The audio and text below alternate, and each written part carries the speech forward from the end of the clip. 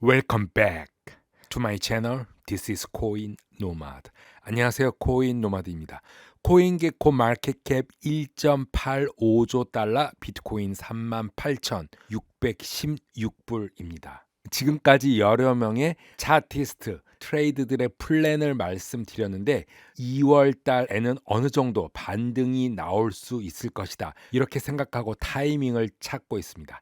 하이 프레임 차트 큰 틀로 보면은 이렇게 두 가지 차트를 준비했습니다. 69,000부터 33,000까지 추세선 하락을 하고 있죠. 똑같은 차트지만 이 차트는 이 추세선을 뚫고 타고 상승하는, 그리고 이 추세선은 아직 깨지 못하는, 결론적으로 지금 중요한 위치에 있다. 이 추세선을 깨고 나갈 것인가, 나가서 하락을 하더라도 안착하고 올라갈 것인가, 아니면은 한 번 더 하락을 하고 갈 것인가, 그 기로에 있습니다. 로우 플레임 차트 긍정적으로 보면 이 추세선 깨고 다시 안착하고 상승하는 게 맞겠지만, 결국은 지켜봐야 할 것은 이 추세선을 깨지 못하고 다시 밑으로 나온다면은 지지선 37,000불을 홀드하느냐 못하느냐에 따라서 한 번 더 하락을 할 수도 있다.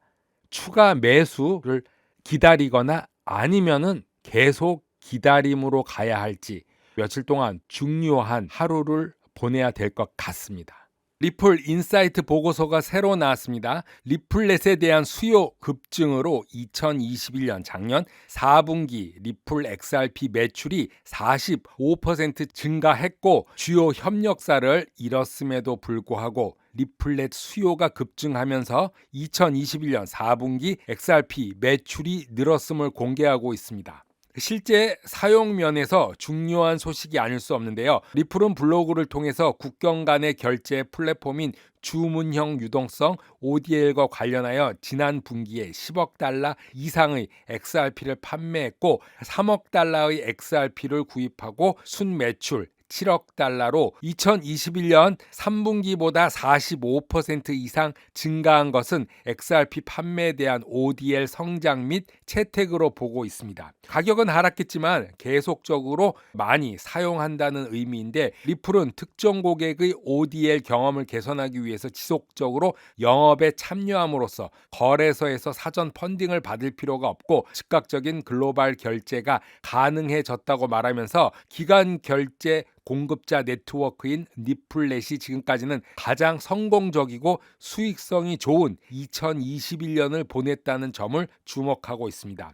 결제량 실행률에서 100억 달러가 넘는 등 리플렛의 트랜잭션 수가 2배 이상 증가한 것은 SEC가 리플 상대로 소송한 직후 리플의 최대 고객사인 머니그램과 결별한 후 다시 회복하는 반증이라고 설명을 했습니다.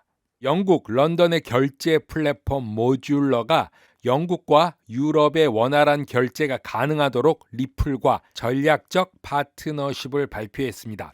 자, 모듈러는 영국 은행뿐만이 아니라 네덜란드와 아일랜드에서도 승인된 전자화폐 기관으로 알려져 있는데요. 모듈러와 리플 기술을 활용할 수 있는 첫 번째 회사로서 트러스트 페이가 참여하게 됩니다. 글로벌 통합 결제 그룹인 트러스트 페이먼트는 모듈러와 리플의 파트너십의 이점을 누릴 수 있는 첫 번째 고객으로서 이번 파트너십으로 리플과 모듈러 두 개 회사의 핀테크 기술을 함께 사용하여 리플렛을 기반으로 한 국제적으로 실시간 결제를 실행하게 되었다고 하는데, 트러스트 페이먼트 같은 기업들이 계속적으로 나올 것으로 보고 있고, 리플 금융 기술을 활용하게 될 것으로 보고 있습니다. 모듈러의 기술을 통해서 글로벌 비즈니스는 레거시 뱅킹에 대한 대안을 갖게 되었고, 이제는 영국과 네덜란드, 아일랜드뿐만이 아니라 유럽으로 더 빠르고 안정적이고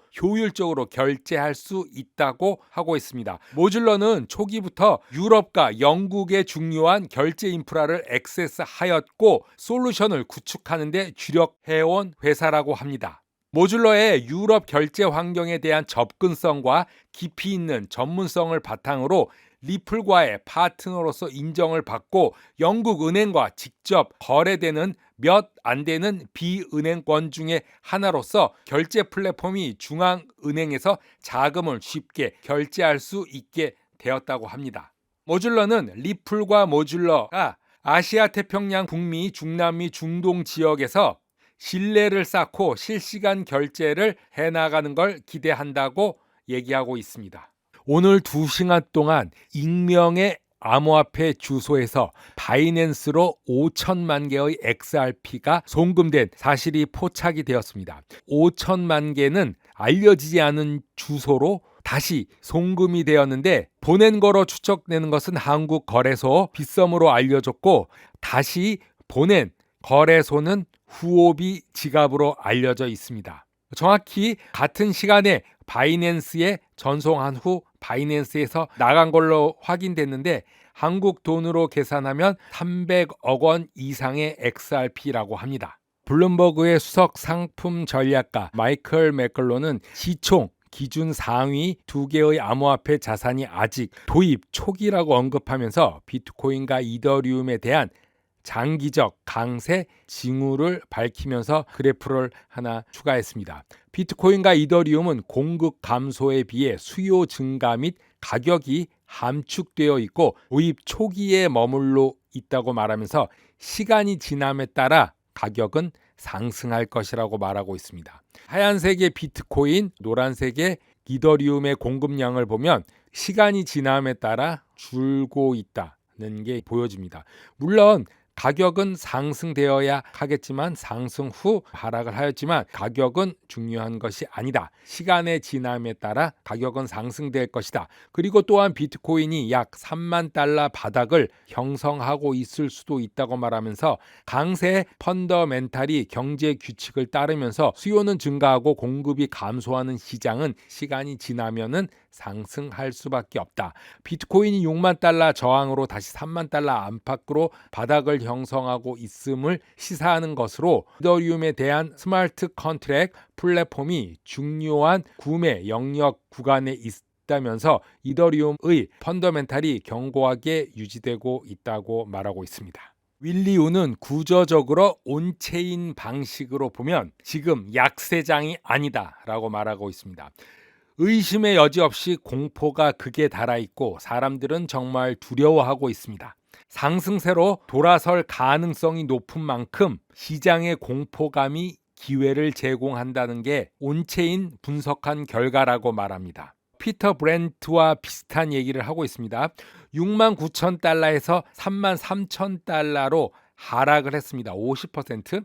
3만 3천 달러에서 2만 달러까지 하락한다는 것은 어려운 얘기가 아니다. 그렇게 말하는 것은 오히려 쉽다. 왜냐하면 2018년 약세장을 본다면은 그렇게 말할 수 있기 때문이라고 합니다. 하지만 다양한 투자자들이 매수를 제기하며 비트코인에 대한 수요가 돌아오고 있다고 말을 합니다.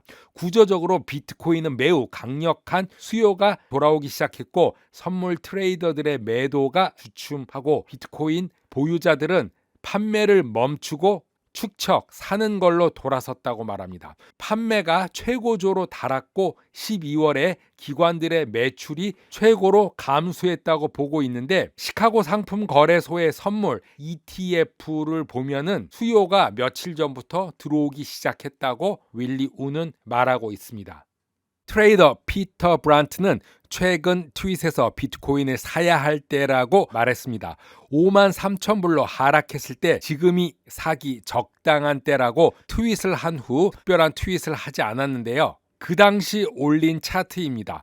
이 5만 3천 불쯤에는 비트코인을 사야 한다. 그리고 이때 이더리움도 사야 한다고 말을 한 적이 있습니다. 현재 시장 심리가 너무 약세를 보이고 있고 이것은 암호화폐가 더 오를 가능성이 높다고 보는 이유인데 시장이 두려울 때 자산을 사는 것은 가장 인기 있는 반대 투자 원칙 중 하나라고 말하며 단기적으로는 이 같은 패턴이 약세로 평가되지만 한번 상승한 후 상위 추세선을 뚫으면 비트코인의 상승폭은 훨씬 커질 것이라고 말하고 있습니다.